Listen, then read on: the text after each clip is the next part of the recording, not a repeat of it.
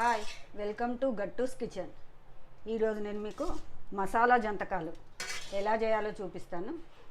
నేను ముందు వీడియోలో జంతకాలు 3 వెరైటీస్ పచ్చడితో, మామిడి పండ్ల రసంతో, మిరపకాయలు ఉల్లిపాయలు వేసి తాలింపు చూపించాను కదా. ఇది 4వ వెరైటీ.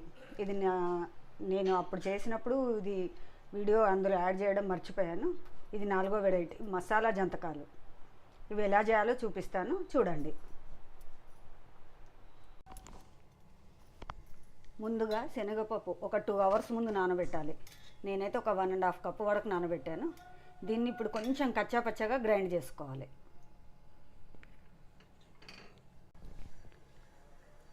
శనగపప్పు మనం నీళ్ళన్నీ తీసేసి మనం కచ్చాపచ్చగా దంచాలి. నీళ్ళతో ఉంటే అది ఫ్రై కావడానికి చాలా టైం పడుతుంది, ముద్దగా అయిపోతుంది. టోటల్గా నీళ్ళన్నీ వార్చేసేయాలి ఒక బుట్టలో ఒక పావు గంట. ఆ తర్వాతనే దీన్ని మనం కచ్చాపచ్చగా చేసుకోవాలి, గ్రైండ్ చేసుకోవాలి. కచ్చాపచ్చాగా గ్రైండ్ చేసుకోవాలి. ఒక 5-6 స్పూన్లు నూనె వేసుకోవాలి.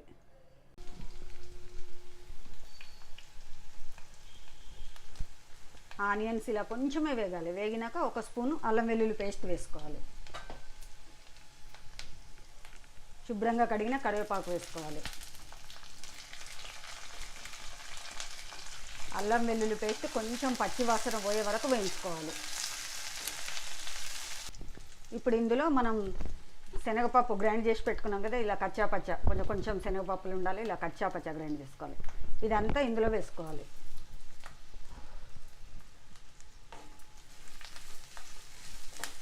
వేసుకొని ఇది చక్కగా కలుపుకోవాలి.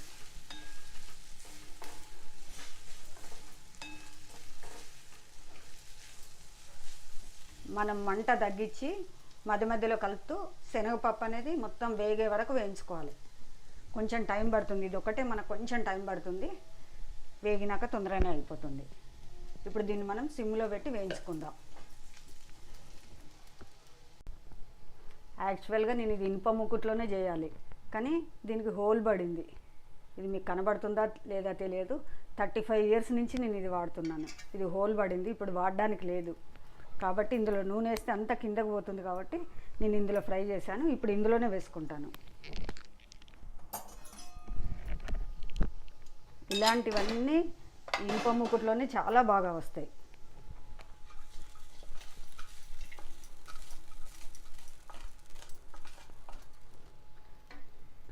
నేను ఇప్పుడు ఇనుప మూకుడు తెచ్చుకోవాలి.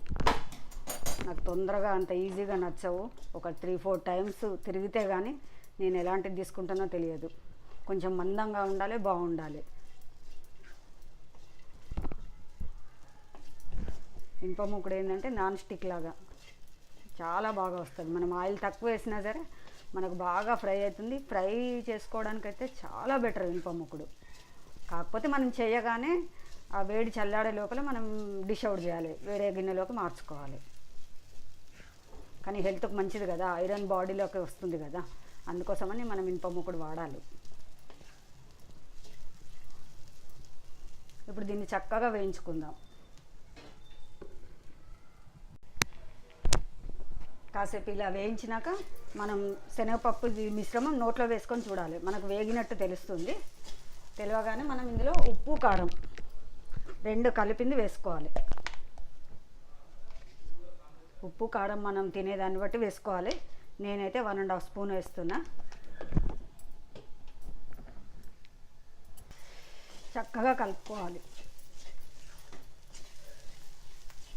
మనం ఉప్పు కారం వేయగానే ఇది కొంచెం ఆయిల్ అనేది బయటకు వస్తుంది. ఇలా కొంచెం వేయగానే ఒక 2 స్పూన్లు ఎండు కొబ్బరి పొడి వేసుకోవాలి.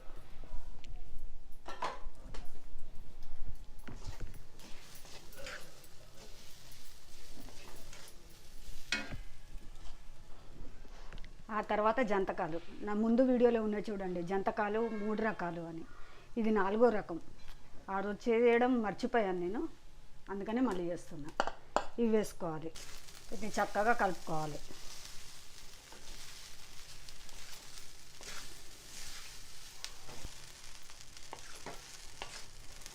ఈ జంతకాలు వేడెక్కే వరకు మనం ఇలా వేయించాలి.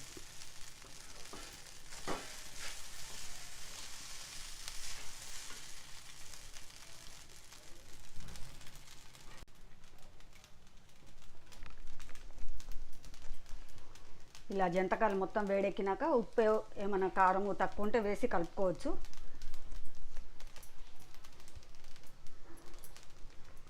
కొత్తిమీర వేసేసుకొని స్టవ్ ఆఫ్ చేసుకోవాలి. ఒకసారి చక్కగా కలుపుకొని మనం తినవచ్చు. జంతకాలు 3 వెరైటీస్ అని పెట్టాను కదా, ఇది 4th వెరైటీ మసాలా జంతకాలు. ఇవి చాలా బాగుంటాయి. మీకు కనుక నచ్చితే నా ఛానల్ని లైక్ చేయండి, షేర్ చేయండి, సబ్స్క్రైబ్ చేయండి.